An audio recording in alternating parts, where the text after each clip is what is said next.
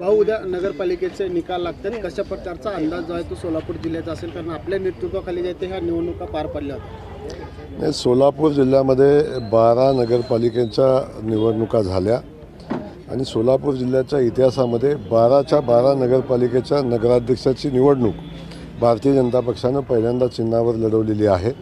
मला वाटतं अक्कलकोट सोडलं तर एकही नगरपालिका चिन्हावर निवडून आलेली नव्हती.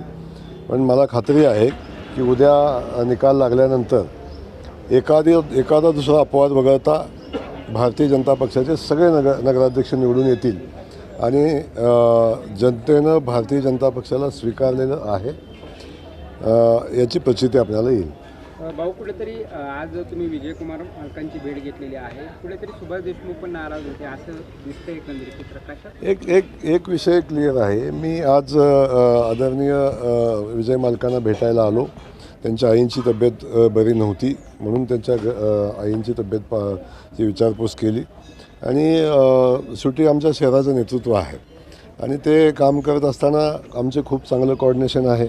मीडियाला खूप चिंता असते की काय नेमकी परिस्थिती, नाराज आहेत का, समजूत काढायला आलो का, असं कुठलाही विषय नव्हता. आम्ही अगदी खेळीमेळीनं चर्चा केली आणि खूप पॉझिटिव्ह चर्चा महानगरपालिकेच्या संदर्भात आमची झालेली आहे.